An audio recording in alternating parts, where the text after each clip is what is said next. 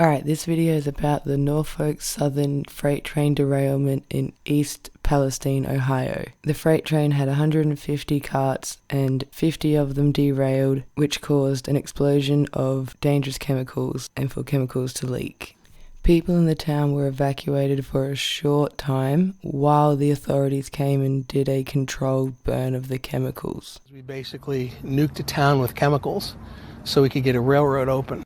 Now, considering not long ago Biden signed a bill to block railroad workers from striking, and what did they want to strike for? Mainly, their motivation was the lack of sick days that they had, and what did they get? They did not get more sick days. So they're overworked, and as you can see from this graph here, there are less and less workers for Norfolk Southern each year. So they're understaffed, the staff are overworked, and then also considering back in 2018, Trump rolled back a lot of Obama's safety regulations, including one specifically for updating the brakes on trains, particularly ones moving dangerous chemicals.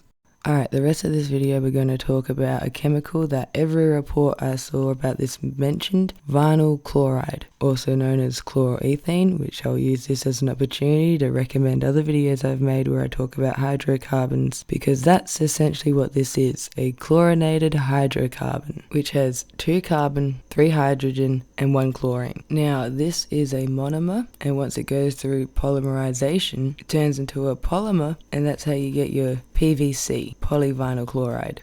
And you see how it's used to make things like PVC pipes, because it's all joined together to form a structure.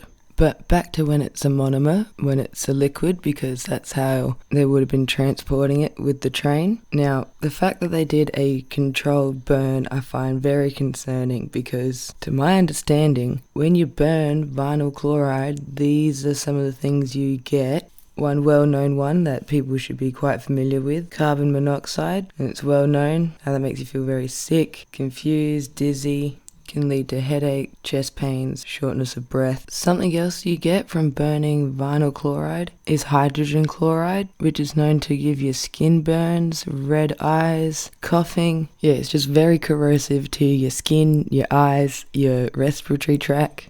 And hydrogen chloride is heavier than air, so it may accumulate in lower spaces, which would then cause a deficiency in oxygen. And finally, I need to talk about phosgene gas. That's the one that was used in World War I. Some symptoms immediately after exposure may include coughing, watery eyes, blurred vision, shortness of breath, vomiting, and it may also cause delayed symptoms that may not appear for 48 hours after exposure, which include difficulty breathing, coughing up fluid, low blood pressure, heart failure, and this also is thicker than air and can accumulate in low areas. Yeah, this is very concerning for people's health, very concerning for the environment. Like with this hydrogen chloride in the atmosphere just to react with things to become hydrochloric acid, waterways are going to become more acidic. All fish die at a pH level of like 4. So yeah, this is very concerning for the people, the animals, the groundwater, the soil, everything. Thanks for watching. Hope this was helpful.